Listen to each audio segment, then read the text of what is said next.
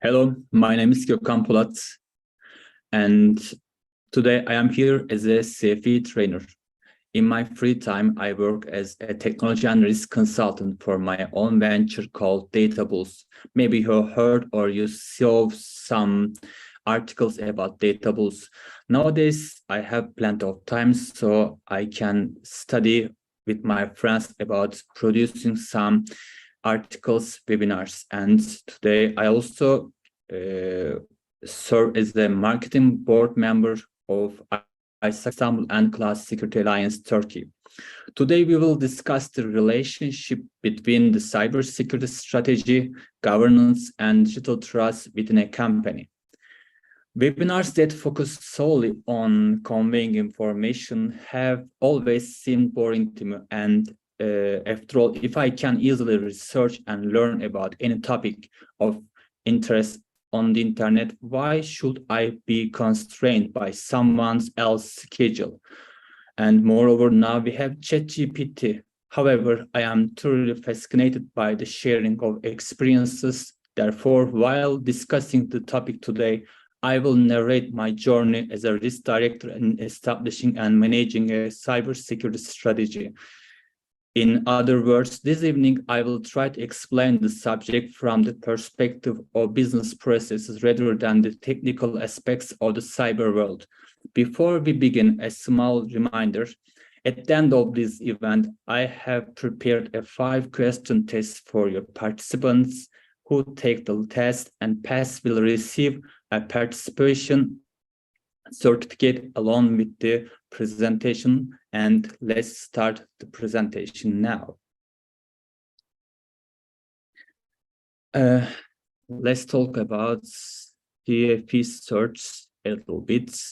Accredited by both the UK Accreditation Service UCAS and the International Accreditation Service IIS, CFE Cert operates in numerous countries, offering a wide range of comprehensive services, and it specializes in providing a variety of vital services to organizations across various sectors. Their offerings encompass gap analysis, training, audit, and certification services in areas such as information security, business continuity, IT service management, quality management, GDPR, and general personal data management systems like in Turkey.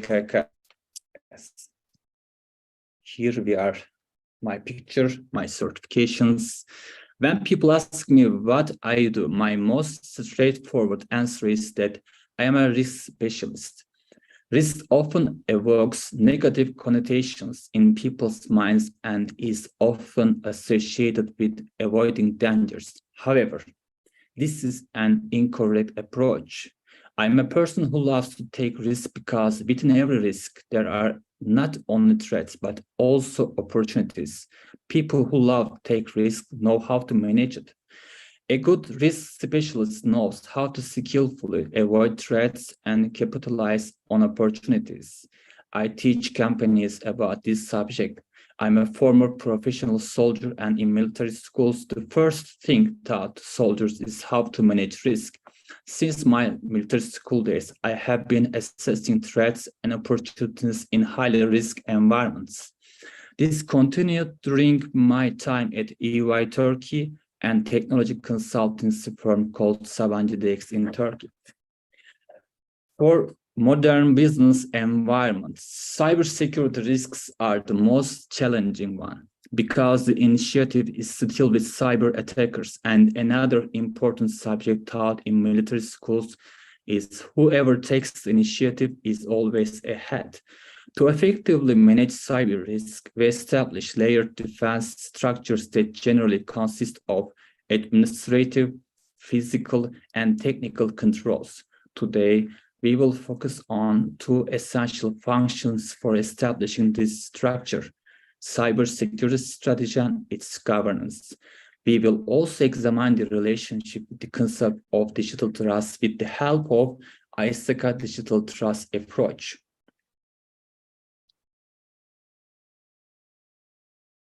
During my presentation, we will see these topics and we will discuss about this one.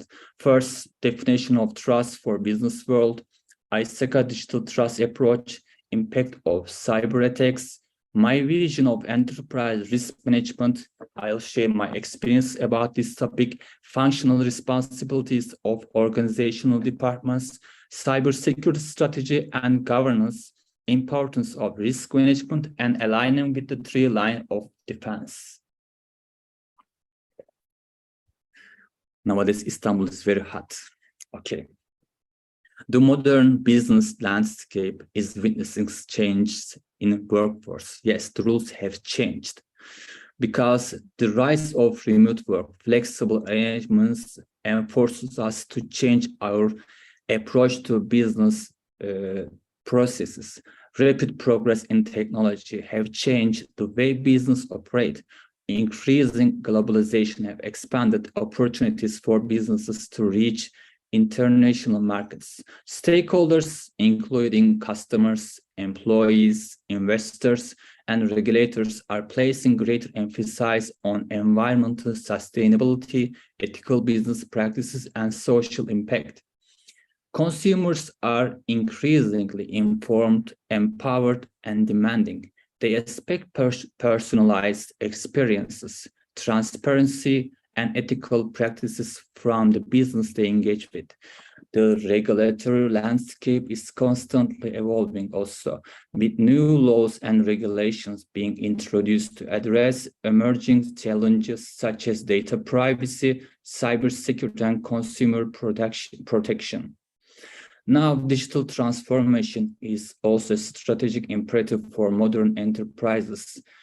It involves leveraging technology to streamline operations, enhance customer experiences, enable data-driven decision-making, and drive innovation. But there is still something hasn't changed. We humans still need to trust.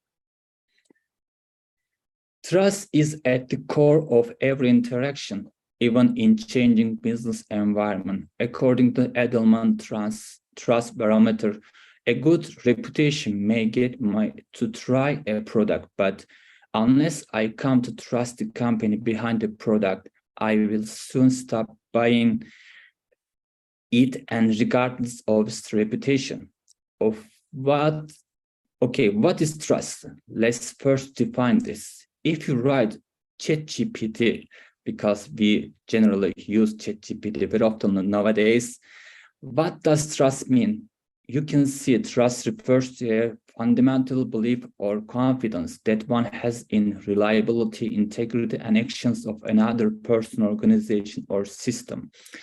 It is a critical component of human relationships and interactions, serving as the foundation for cooperation, collaboration, and successful interactions. People often select businesses, relationships, and transactions based on their perception of the trustworthiness of the involved parties.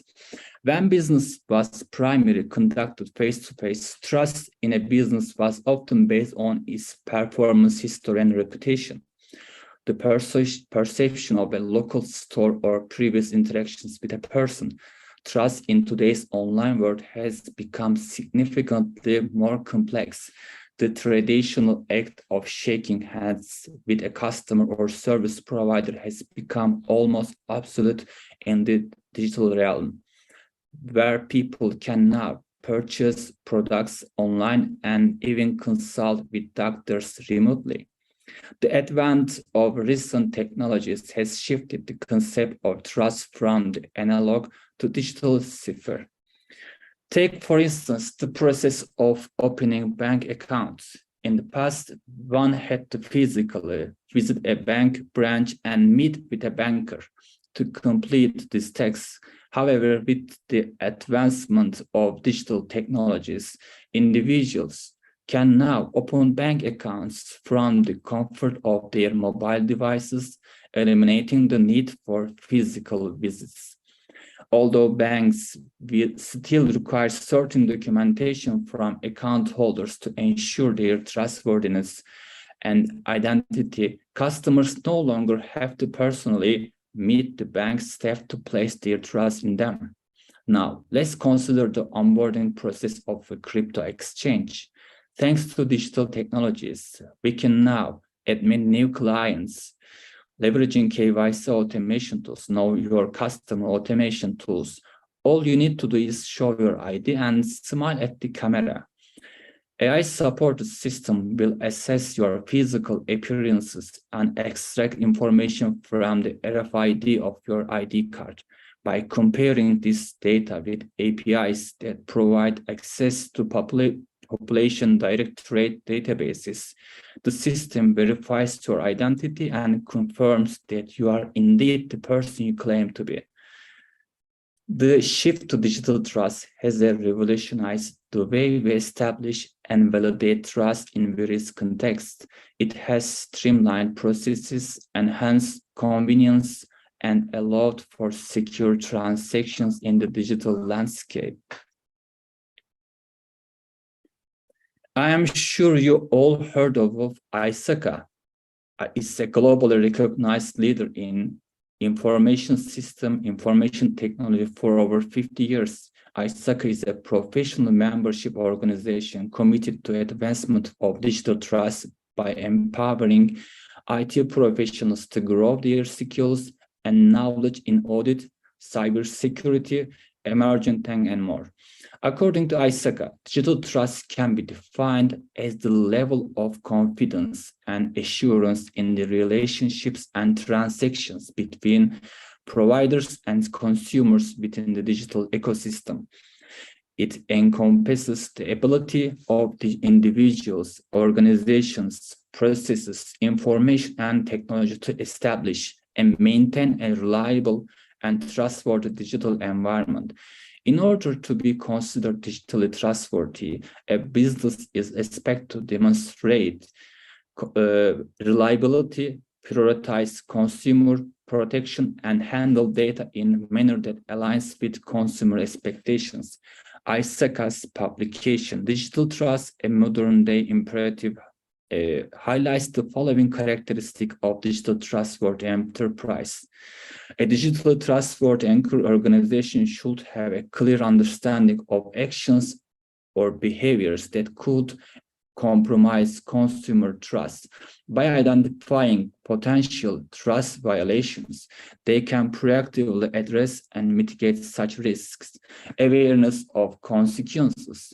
It is essential for a digitally trustworthy enterprise to recognize the potential consequence of breaching consumer trust, and this includes the impact of brand reputation, customer relationships, legal and regulatory compliance, and overall business sustainability. And third, respect for consumer data. Respecting consumer data is a key aspect of digital trust. Trustworthy organizations prioritize the protection, privacy, and secure handling of customer data, ensuring compliance with relevant and regulation industry standards. Ethical behavior. Acting in an ethical manner is integral to digital trust. Digital trustworthy enterprise adhere to ethical principles, transparent business practices, and responsible use of technology to foster a trusted relationship with consumers. In the context of personal trainer, digital trust would involve having confidence that the trainer respects the client's personal information, maintains confidentiality, and acts ethically in their professional interactions. This trust enables clients to feel secure and confident their engagement with the trainer in the digital realm. As you see, there are 6 components of ISACA Digital Trust Approach. Let's see what are they. Quality is first, and quality is crucial for building and maintaining digital trust. Customers often choose online providers based on factors like the quality of their website, ease of finding products, seamless transaction experiences. A quality experience extends to reliable product delivery, prompt customer issue resolution, and maintaining customer satisfaction. If a product or service fails to meet expectations, it can damage digital trust and lead to lost business. Availability is another key aspect of digital trust. It ensures that digital assets, resources, and services are accessible to authorized individual or system whenever needed, but in their authorized actions. This includes maintaining consistent system availability and minimizing disruptions or downtime. Ethics and integrity is also fundamental in fostering digital trust. Fostering in digital trust. They involve acting responsibility, transparently, and ethically in digital practices, upholding ethical standards and ensuring the trustworthiness of systems. Data and processes contribute to a culture of trust and responsible behavior. Transparency and honesty play a role in building trust by being open and clear about practices, policies, and data handling.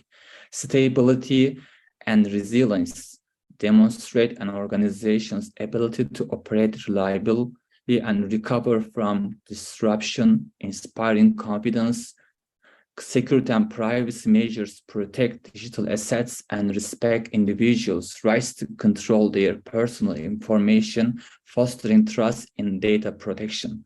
In summary, quality, availability, ethics, transparency, stability, resiliency help to foster our digital trust in digital environment. But we have another component, security and privacy. Security and privacy helps us, refers to protecting digital assets, systems, and data from unauthorized access, misuse, alteration, and destruction. It involves implementing measures to safeguard information confidentiality, integrity, and availability. Security measures are essential to ensure that sensitive data remains protected, minimize the risk of cyber threats, and maintain trust of stakeholders.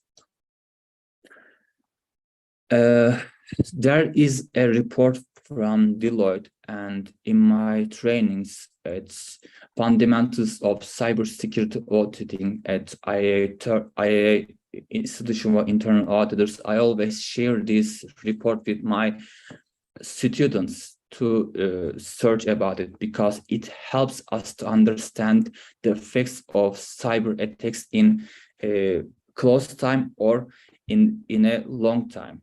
The cyber attack can have significant impacts on an enterprise across various risk areas. Regulatory and compliance. A cyber attack can lead to a non-compliance with data protection and privacy regulations, resulting in legal and regulatory consequences. Breaches of customer data can result in penalties and fines. The enterprise may also face reputational damage if it is found to have inadequate security measures in place or fail to notify affected parties as required by regulations like GDPR. It has also financial consequences. Cyber attacks can have substantial financial implications for an enterprise. The costs associated with incident response, remediation, and recovery efforts can be significant. There may be expenses related to forensic investigations, system restoration, legal fees, customer compensation, and credit monitoring services. Additionally, a cyber attack can lead to disruptions in business operations, causing revenue loss and potential impacts on the company's financial performance. And cyber attack can disrupt an enterprise operations also, resulting in downtime, system unavailability, and reduced productivity.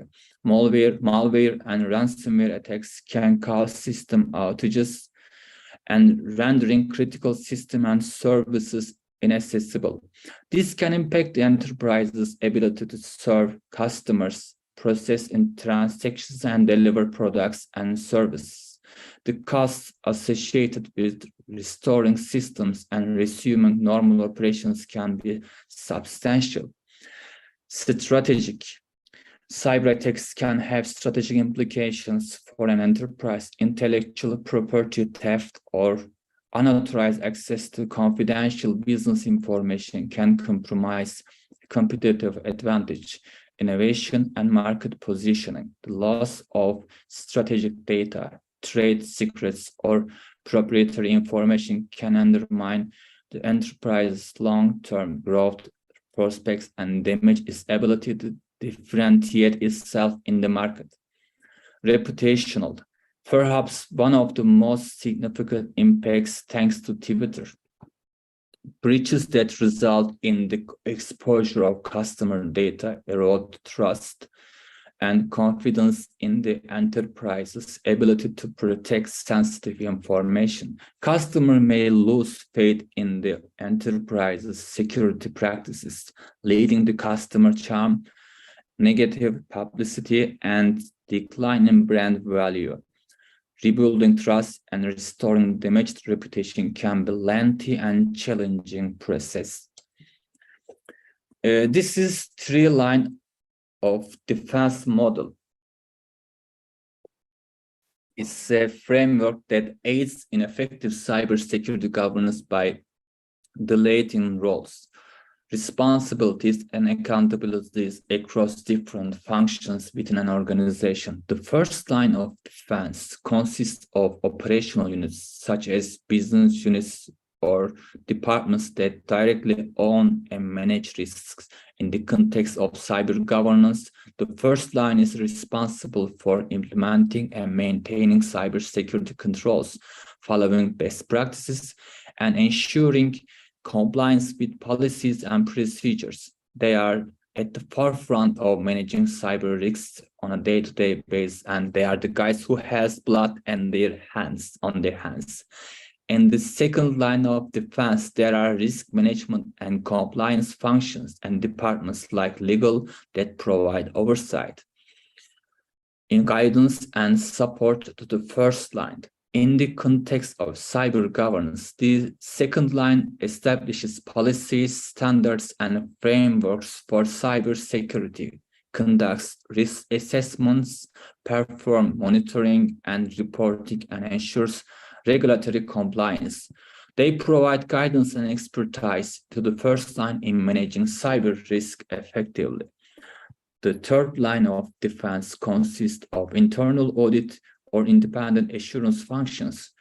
Their role is to provide objective and independent assessments of the effectiveness of cyber governance and risk management practices within an organization. They conduct audits, evaluate controls, assess compliance, and provide recommendations for improvement. The third line ensures that cyber governance processes are robust and any gaps or deficiencies are identified and addressed in timely manner.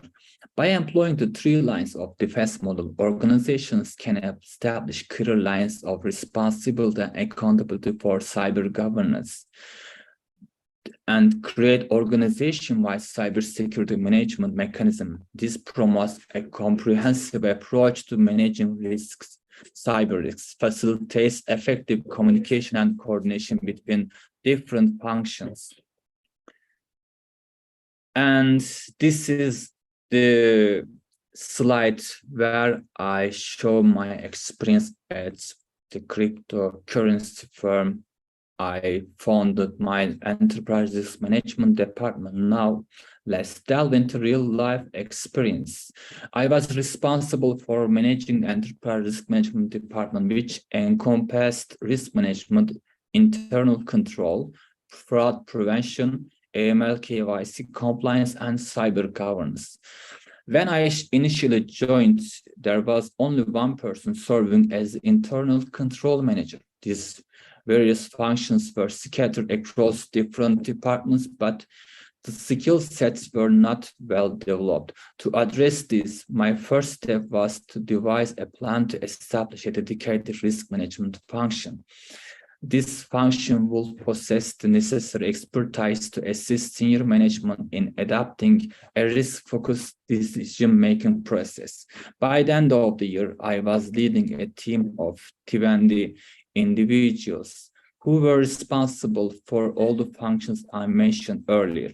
Reflecting on my efforts, I particularly appreciate the establishment of cybersecurity governance function, which reported directly to me.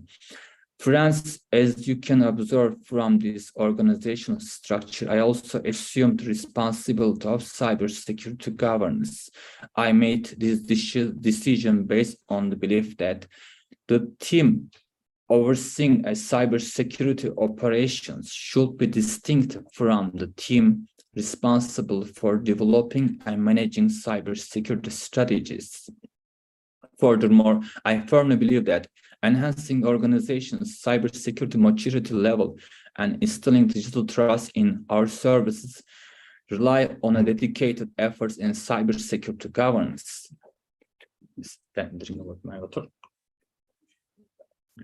And I began by searching a profile who has strong command of both the technical aspects of cybersecurity and experience in managing cybersecurity operations. It was also essential for this individual to possess strong interpersonal skills, as they would need to develop a closer relationships with business units, fully understand their requirements, and introduce them to an unfamiliar security culture, thereby encouraging them to delve into the realm of cybersecurity.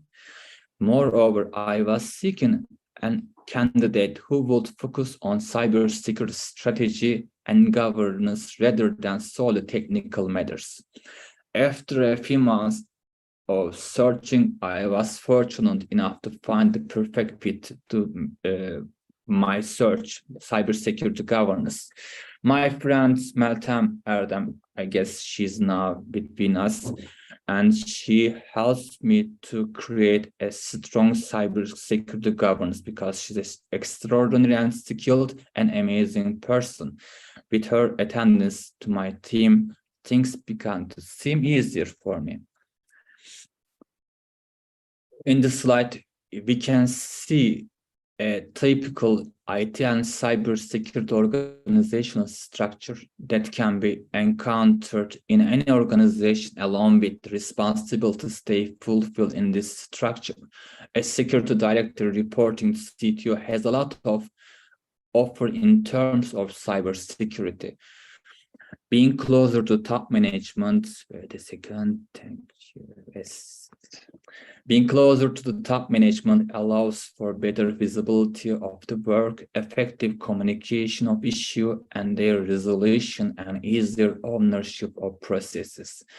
The most significant challenge of such structure is the potential conflict of interest that arises when the cybersecurity function responsible for establishing and maintaining the digital infrastructure of processes reports to the top position in the IT structure. This can lead to difficulties in identifying and reporting deficiencies in IT function, which may hinder the effectiveness of the cybersecurity function. The cybersecurity function ends up reporting the vulnerabilities of the very person they are accountable to, creating a conflict of interest. This situation often hampers the expected effectiveness of the cybersecurity function.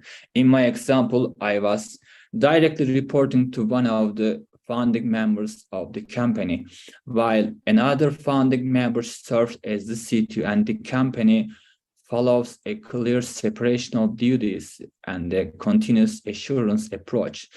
This means that while the cybersecurity operations are managed by the teams reporting to the CTO, these teams ensure that their activities align with the company's cybersecurity objectives, legal requirements, and contractual obligations. The monitoring of the cybersecurity team's compliance with these rules, as well as the responsibility for conducting risk assessments, falls under the purview of the cybersecurity governance team that reports directly to me. In this way, a structure has been formed where the unit responsible for managing the company's cybersecurity structure reports directly to the board and determining how it should operate and providing continuous monitoring. The relationship between cybersecurity governance and cybersecurity strategy is closely intertwined. Cybersecurity governance refers to the framework, processes, and structures that organizations establish to ensure effective management, oversight, and control of their cybersecurity activities. Good cybersecurity governance should formalize some criteria to assess if the return our investments catch our targets. It sets the directional priorities for cybersecurity within an organization. It encompasses development of a cybersecurity strategy that outlines the goals, objectives, and action plans to protect the organization's digital assets and mitigate cyber risks. Cybersecurity governance provides the structure and oversight for cybersecurity activities, while the cybersecurity strategy is the roadmap that outlines the specific goals, initiatives, and measures to be taken to protect the organization's digital assets and manage cyber risks effectively. And my team has started fulfilling all the mentioned activities. They have defined objectives, prepared security policies for the organization based on business requirements and legal obligations, incident response planning, security awareness programs, continuous monitoring, threat intelligence. The training activities were began to conducted by my team. For example, I trained our software development teams about secure software development. So it helps us to speak the same language about risks before they just focus on the performance criteria. But if you cannot put security in these processes, then it is very hard to deal with the gaps or bugs at the end of this process. There is a question, I guess. If you're not going, we'll talk about it later. Okay. Wait a second.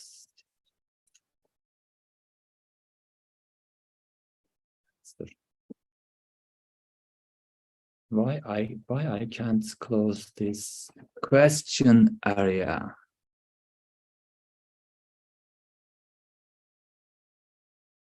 Answer later. I have to answer later, but okay. Yes. Thank you for your question. It's a good question. I reply later because if I stop to speak on this topic, I may forget what to reply. And my team, as I explained, we pay attention about training because it helps us to create a common language about security and performance. And it also helps us to understand the business department's necessities. Furthermore, this team has also taken on the responsibility of reviewing penetration testing reports for the developed software. They were developing very critical applications, and when they have pen testing, when they have pen test reports, they just they try to close the gaps, but there is a problem about this because when you when you develop an application and when you see your gaps, you may not close very well. So we, as internal control and risk management teams, follow the gaps if they were closed according to the risk appetite of our organization. As a result, test segregation has been established for an effective cybersecurity structure within an organization.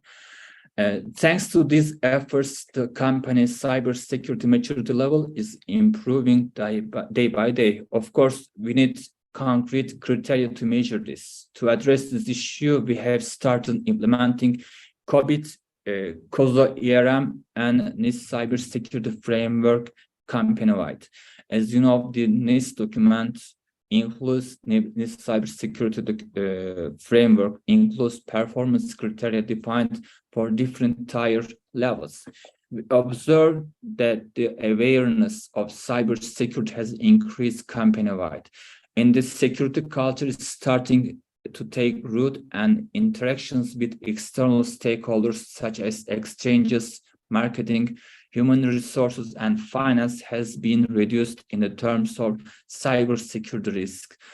The rates of identifying and reporting errors and deficiencies have increased, providing us with the necessary reaction time for effective risk management.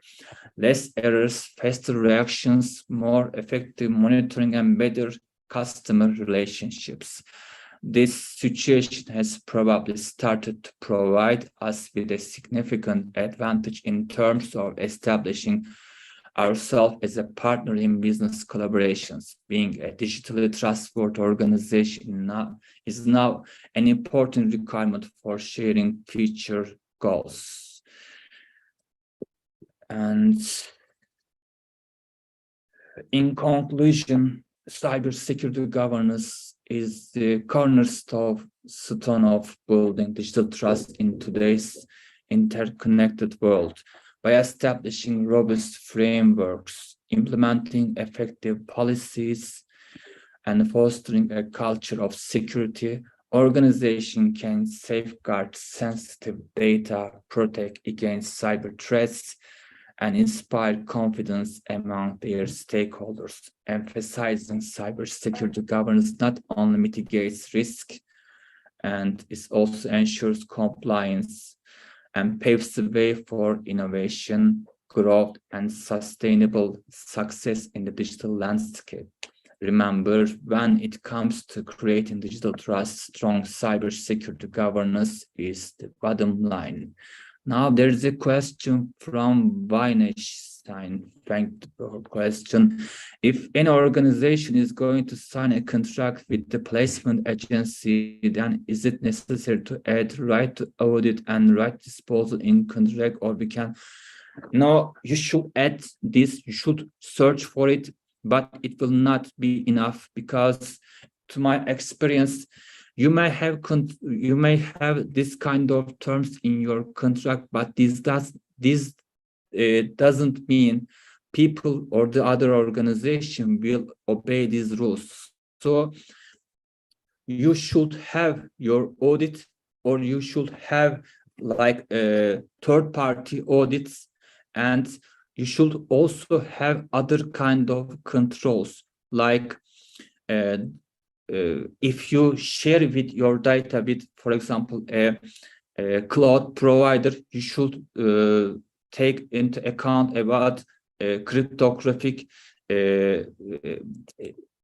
encryption or other kind of controls. And this, and also you should add some specific terms for audit. You should add some target, and you should describe what you need about audit report. Maybe you can ask them for SOC reports and this kind of strong reporting criteria. As I understood, Henny Denon asked, as I understood, having cybersecurity team in the organization infrastructure better than having a contract with the companies to start our own company with cybersecurity. It depends on your needs. Some organizations are not enough big to support its own cybersecurity team, or their team does not have enough person. In this scenario, you should search for, or you should go for a third-party service provider. As you see, cybersecurity environments constantly changing, because cyber attackers always creating new kind of attack types, and you should not gain all the skills you need every time. So maybe you can divide your cybersecurity needs into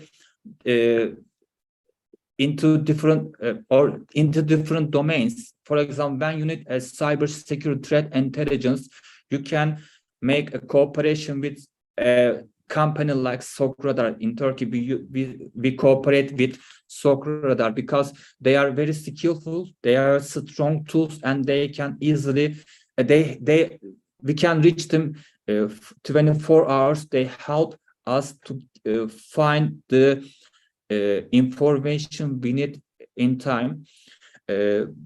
But it also about your financial situation. If you have enough money, if you have enough person, you can also create your team. You can support them with trainings, and you can also support them with good automation tools. Then they will be much better for you, because I generally do not like to work with others out of the company because of data protection needs, data protection problems.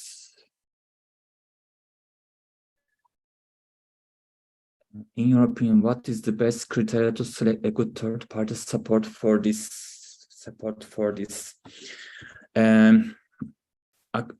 First, when you decide to work with a third party, you should make create a business case. Yes, business case documentation. Wait a second. People, it is very hard to speak in another language rather than your mother tongue. So excuse my drinking water very oftenly. You should make analysis about your expectations, about your criteria. When you work with a company which provides you services from the cloud, this time your data will go out of your company, go to the other third parties servers, and come back to your organization. This is in Turkey, for example, banking, financial sectors do not want this kind of services, so they refuse to work with this kind of institutions. This is a criteria for security, and generally we ask the credentials of the organizations before. In whom did you work with in these services? Is there any organization except us using your services or your tools? Is there any complaints about your services or tools? We search for it, and also we search for the personnel who the organization will provide some consultants or security experts. We also like to know whom we work with. Maybe these guys do not have enough skill sets or experience in this topic, and we always ask for their CVs, and we always try to make an interview with these guys to understand their skill set, their mindset. And also we try to make NDA contracts, and also we want them to provide us reportings in monthly or weekly basis to explain what we gave them, what they did in the period. So these are some of my criteria to selecting a good third-party support. And he asked lots of questions. What was the name of the company you mentioned, please? Sokradar. I'll write it. It's the company, Sokradar. How can I write it? And no type. Sokradar. Why I can write? Type your answer. Yes. I guess they should pay me for this information. And is there any question? Yes, there are some questions. Is this session being recorded? Yes, we recorded. You have to listen my baby English again and again, but I also share my presentation PDF format with you. And I guess we will make a quiz, and I expect you to attend this quiz, and tomorrow our team will share it. You will send it to, yes, they'll do it, they'll do it. Let me see, is there any question? Is there any question? I guess I explained the topic very well. There are very few questions.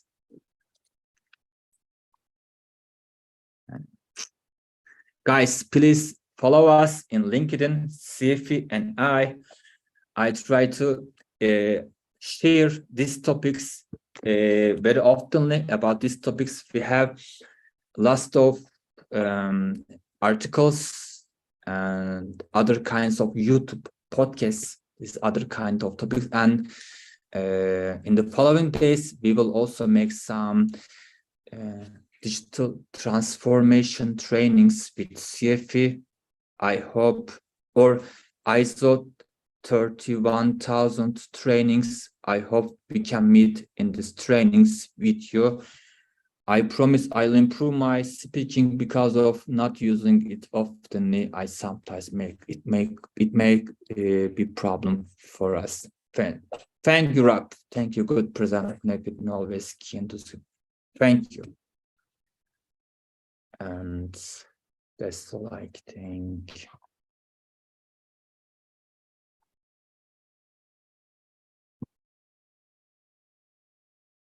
People, do you have any question?